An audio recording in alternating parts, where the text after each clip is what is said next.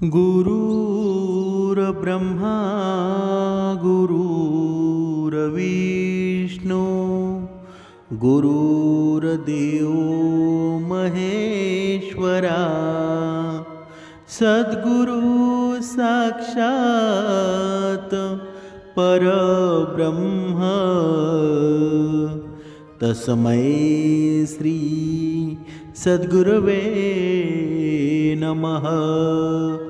जय जय रघुवीर समर्थ श्रीराम समर्थ।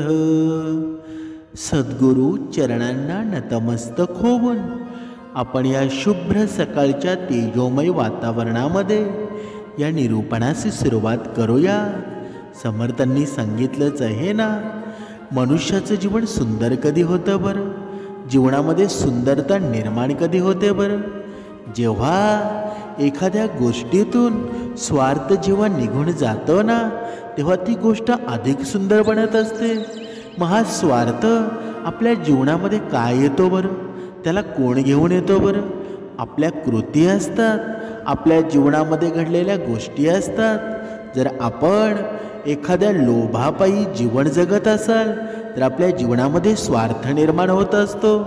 म्हणजे समर्थांनी सांगितलंच आहे ना, आपली चूक मान्य केल्याशिवाय आपण आहोत त्यापेक्षा चांगले होऊ का बरं? कधीच होऊ शकत नाही। आपली चूक आहे ना, आपण प्रत्येकानं मान्य करायला हवी। आणि जो मनुष्य एकाग्रतेने आपली चूक मान्य करतो ना, तोच जीवनामध्ये यशस्वी होत असतो। भगवंताच्या स्वरूपात काय घडतं बरं मनुष्याच्या जीवनात? बघा, भगवंत आहे ना, मनुष्याला सर्व काही देत असतो, सर्व त्याच्या इच्छासुद्धा पूर्ण करत असतो। पण देव आहे ना, काहीतरी देईल म्हणून मंदिरामध्ये जाऊ नका। तर देवाने आपल्याला बरंच काहीतरी दिलेलं आहे, म्हणून तुम्ही मंदिरात जायला हवं।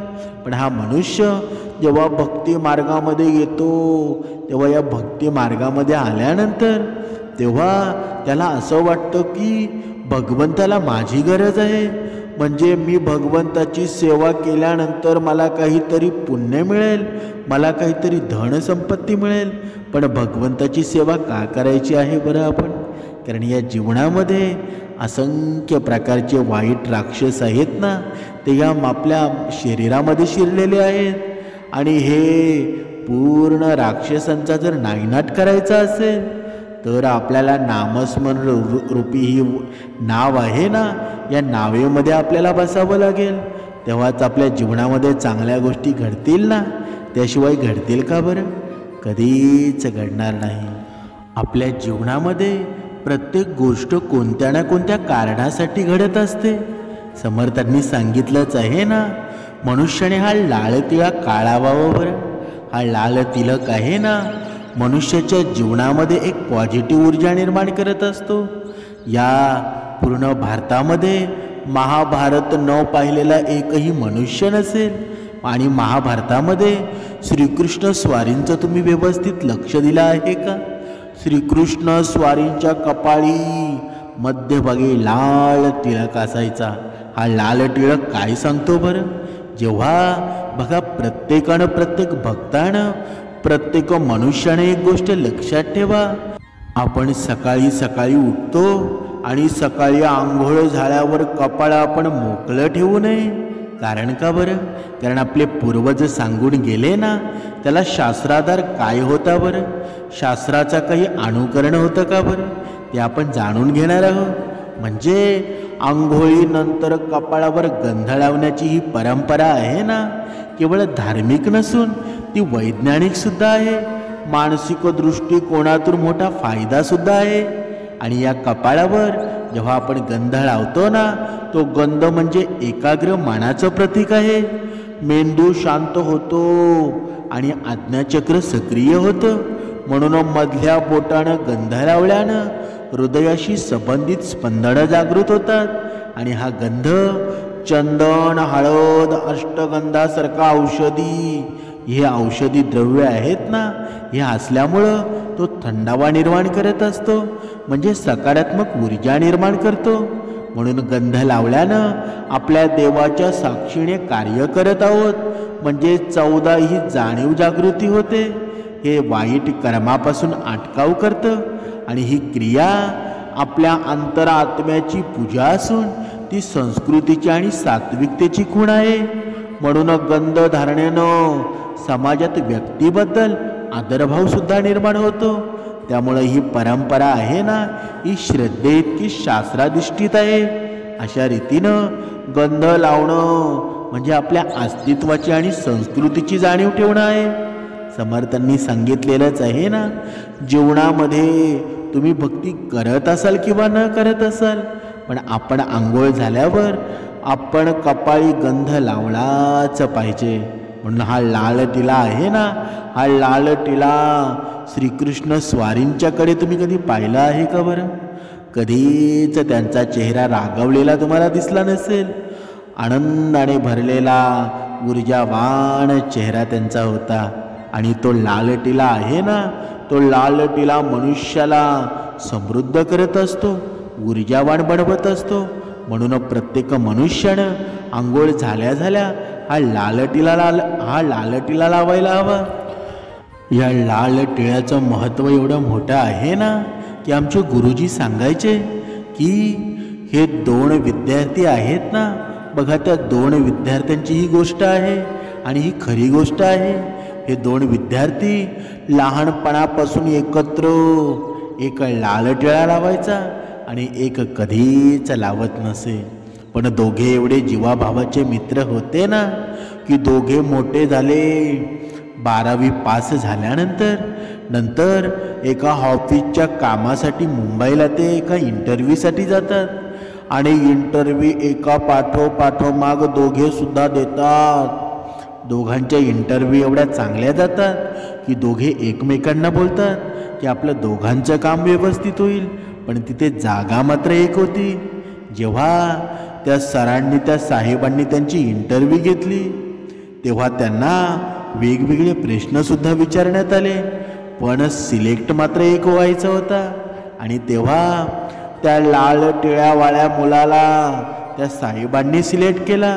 आणि नंतर बघा जो फेल झाला ना, त्या विद्यार्थ्यांना त्या सरांना विचारलं, तुम्ही आम्हाला दोघांना सेम प्रश्न विचारले, आमचं दोघांचं उत्तरसुद्धा सेम होतं, मग तुम्ही माझ्यामध्ये काय कमी पाहिली बरं आणि त्याच्यामध्ये जास्त काय पाहिलं बरं?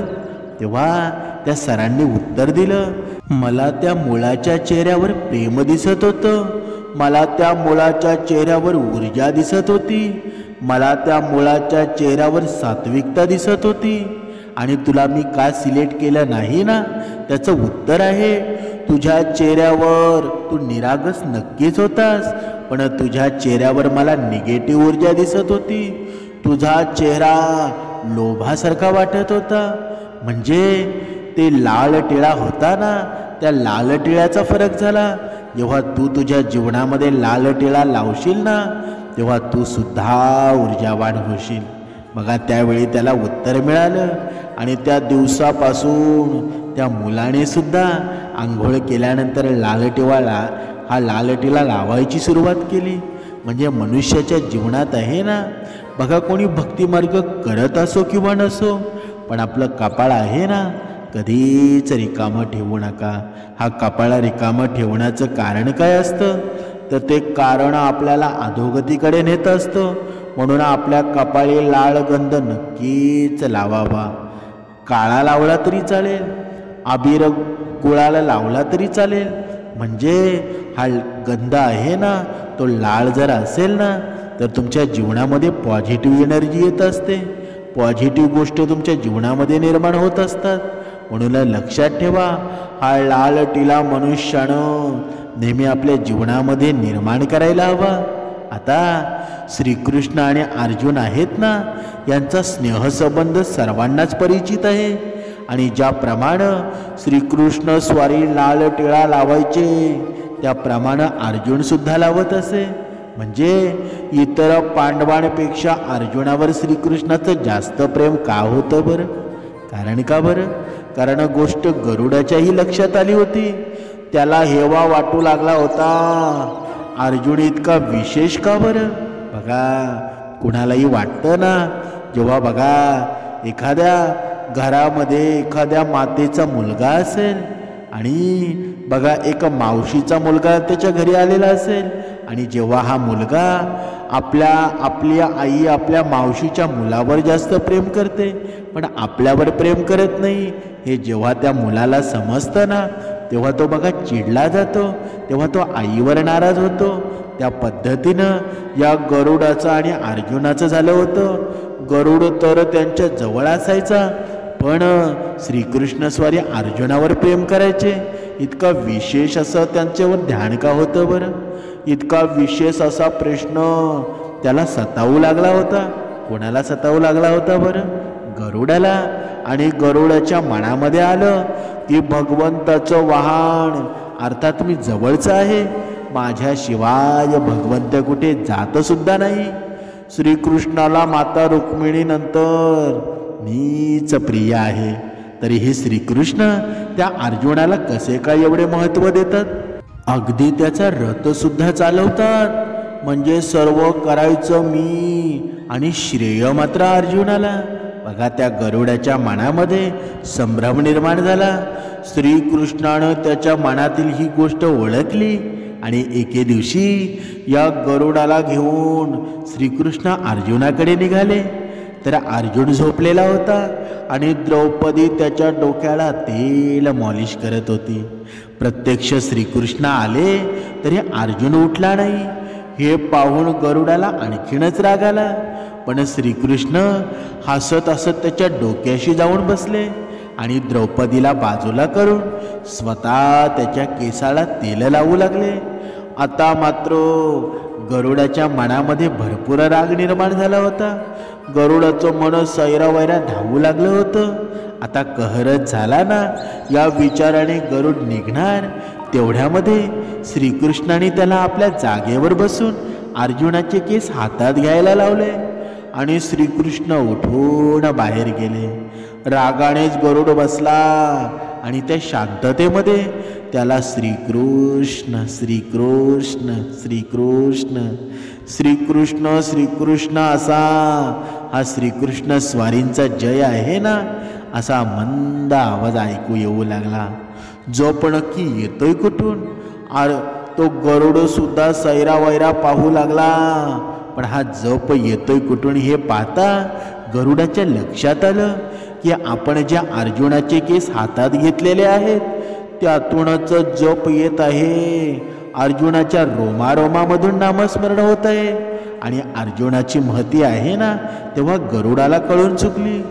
श्रीकृष्णानं अर्जुनावर प्रचंड प्रेम होतं, परंतु त्या प्रसंगी त्याचं गर्वहरण करण्याचं कामही आहे ना, ते श्रीकृष्णानंच केलं. प्रत्येक व्यक्तीतील योग्य गुणांची पारख आहे ना, त्यांना नक्कीच होती ना. आणि या महाभारताच्या युद्धामध्ये कर्णाचा वध केल्यानं युद्धानंतर अर्जुनाला खूप गर्व झाला होता. त्यानं ही गोष्ट कृष्णासमोर बोलून दाखवली. तेव्हा श्रीकृष्ण हसून म्हणू लागले. काही वेळानं कृष्णानं अर्जुनाला सांगितलं की युद्धात जे झालं ना ते तुला समजलेलं दिसत नाही. हे बघ, कर्णानं आपली अपराजित कवच आणि कुंडळे जी जन्मजात त्याच्या शरीराला जोडलेली होती ती ब्राह्मणाच्या रूपातील इंद्राला देऊन टाकले. कारण इंद्राला माहीत होतं की असं केल्याशिवाय कर्णाला पराभूत करणं अशक्य आहे. त्यामुळं आपला पुत्र अर्जुन याच्या सुरक्षेसाठी इंद्रानं कर्णाकडून कवच कुंडळे मागून घेतली. आणि महारथी कर्ण दानशूरच होता ना, त्यानं काही विचार न करता त्या गोष्टी इंद्राला दिल्या. त्याचा पिता सूर्यदेवानं त्याला इंद्राच्या हेतूविषयी सावध केलं होतं. तरी सुद्धा इंद्राने त्याला विचारलं ना की मी इंद्र आहे हे माहीत असून सुद्धा तू मला कवच कुंडळे का दिलीस बरं? यावर कर्णानं काय उत्तर दिलं बरं? कर्णानं उत्तर दिलं की सूर्यपूजेच्या वेळी जर तुम्ही माझे प्राणही मागितले असते ना तर तेही मी दिले असते. या उत्तरानं इंद्र खचील झाला आणि त्यानं कर्णाला अमोघ शक्तीसुद्धा दिली ना, ज्यामुळे तो कोणा एका व्यक्तीला असफल न होता मारू शकेल, परंतु त्यानंतर ती शक्ती इंद्राकडे परत येईल. ही शक्ती कृष्णानं तो घटोत्कचावर वापरायचा भाग पाडलं, ज्यामुळं कर्णाच्या विजयाची शेवटची आशाही संपुष्टात आली. या परिस्थितीमध्ये कर्णाचा सामना अर्जुनाशी झाला. आणि याशिवाय कर्णावर काही शापही होते ना. पहिला शाप म्हणजे त्याचे गुरु परशुरामांनी त्याला शाप दिला होता, कारण त्यानं त्यांच्याकडून स्वतःच्या कुळविषयी नाईलाजानं खोटं सांगून शिक्षण घेतलं होतं ना. जेव्हा भगवान परशुरामांना या खोट्या माहितीबद्दल माहिती झालं, तेव्हा त्यांनी कर्णाला शाप दिला की जेव्हा तू युद्धात असशील आणि तुला या ज्ञानाची सर्वाधिक गरज असेल, तेव्हा तुला या ज्ञानातील काहीच आठवणार नाही. त्यामुळं कर्ण आपल्या मृत्यूच्या दिवशी ब्रह्मास्त्र आणि इतर अस्त्रांच्या वापराचा विधी विसरून गेला. दुसरा शाप हा होता की एकदा कर्ण वनात फिरत होता आणि चुकून म्हणजे शब्दवेध शिकण्याच्या प्रयत्नामध्ये त्याने एका ब्राह्मणाची गाय आणि तिचं वासरू मारलं होतं. त्या ब्राह्मणाने शाप दिला की युद्धात कठीण वेळी त्याच्या रथाचं चाक जमिनीत रुतेल आणि त्याची मदत देखील कोणी करणार नाही. म्हणजे काय बरं? म्हणजे त्याचा सारथी शल्य तिथून निघून गेला आणि त्याच्या रथाचं चाक जमिनीत रुतलं गेलं. कृष्णाच्या सांगण्यावरून अर्जुनाने त्याच्यावर बाणांचा वर्षाव केला, ज्यामुळे त्याचा मृत्यू झाला ना. म्हणजे कर्ण नक्कीच दानशूर होता. त्याच्या या सवयी, सभ्यता, सज्जनता आणि दयेनं एवढ्या परिपूर्ण होत्या ना की मृत्यू त्याच्या आसपास सुद्धा फिरकू शकला नसता. परंतु कृष्णानं पुन्हा खेळी खेळली. एका गरीब ब्राह्मणाचा वेश घेऊन त्यानं युद्धभूमीवर जखमी करण्याकडून त्याच्या सर्व चांगल्या कर्माचं फळ आहे ना, ते दान म्हणून मागितलं. दानशूर असल्यामुळं कर्णानं त्याची ही मागणी चटकन पूर्ण केली. त्याच्या पुण्याचं सुरक्षा कवच त्याच्यापासून दूर झालं आणि अर्जुनाला त्याला मारण्यात काहीच अडचण आली नाही. शेवटी कृष्ण अर्जुनाला म्हणाला ना, तूच विचार कर आणि तूच निर्णय घे की तुमच्या दोघात श्रेष्ठ योद्धा कोण आहे. तू अर्जुन जो माझ्या संरक्षणामध्ये आणि माझ्या सल्ल्याने युद्ध खेळत होता, की तो कर्ण जो आपलं फुटकं नशीब घेऊन युद्धात सामील झाला होता. हे ऐकून अर्जुनाला आपली चूक उमगली आणि त्यानं मान्य केलं की कर्ण आपल्यापेक्षा महान योद्धा होता. पण कर्ण हारला का बरं? कर्ण हारला ना, कर्ण स्वतःच्या चुकीमुळे हारला. धर्माची बाजू त्यानं सोडली, तेव्हाच कर्णाचा शेवट झाला. म्हणूनच समर्थांनी सांगितलेलं आहे ना, आयुष्यामध्ये किती जरी कठीण प्रसंग आले ना, तरी धर्माची बाजू कधीच सोडू नये. आणि जेव्हा तुम्ही या जीवनामध्ये जेव्हा लाल टिळा लावता ना, त्याची तुम्ही लाज राखली पाहिजे. जेव्हा हा लाल टिळा तुमच्या कपाळी असतो ना, तेव्हा समोरचं मनुष्य तुमच्याकडे देवास्वरूप बघत असतो, तुमच्यामध्ये देव पाहत असतो. कारण तो लाल टिळा आहे ना, तुमच्या पूर्ण चेहऱ्याची ऊर्जा वाढवत असतो. तुम्ही कोणीतरी मोठे आहात असं तो समोरच्याला दाखवून देत असतो. म्हणून त्या लाल टिळ्याची लाज राखा. ही लाल टिळ्याची लाज राखणं म्हणजे काय बरं? म्हणजे आपण धर्माच्या बाजूने राहावं, आपले कर्म व्यवस्थित करावी. आपल्या जीवनामध्ये समाधान निर्माण व्हायचं असेल ना, तर कर्माला महत्त्व द्या. पैसा पाणी तुम्हाला आयुष्यामध्ये वेळोवेळी मिळणार आहे. वेळोवेळी तुम्ही काम करणार, वेळोवेळी तुम्हाला सर्व काही मिळणार आहे. पण जो धर्माच्या बाजूने राहील ना, त्याचा विजय निश्चित आहे. भले तुमच्या वाट्याला नवीन नवीन दिवसामध्ये दुःख येत असेल, पण शेवट मात्र तुमचा गोड होणार आहे. आपण या निरूपणामध्ये 2 प्रश्नांची उत्तरं पाहिली. पहिला म्हणजे मनुष्यानं लालटिळा का लावावा, लालटिळा लावल्यानं आपल्या आयुष्यामध्ये काय फायदा होईल. आणि दुसरी गोष्ट म्हणजे भगवंताला प्रिय होण्यासाठी मनुष्यानं काय करावं. भगवंताला प्रिय कधी होऊ बरं? ज्या पद्धतीनं अर्जुन भगवंताला एवढा प्रिय होता, ज्याप्रमाणे गरुड प्रिय असायला हवा होता. म्हणजे भगवंताच्या आसपास गरुड असून सुद्धा तो भगवंताचा प्रिय झाला नाही, तो अर्जुनाचा प्रिय झाला. मग म्हणजे आयुष्यामध्ये जर भगवंताची कृपा हवी असेल तर मनुष्याने नामस्मरण करायला हवं, मनुष्यानं नेहमी चांगली कर्म करायला हवी. आणि आता प्रश्न राहतो की नेहमी आनंदी राहण्यासाठी मनुष्याने काय करावं बरं? समर्थांनी सांगितलंच आहे ना, हे आनंद आहे ना, स्वतःचे दैनंदिन कामं आनंदाने वेळेत पूर्ण करा. प्रत्येक दिवसातील कमीत कमी 1 तास आहे ना, तो स्वतःसाठी ठेवा.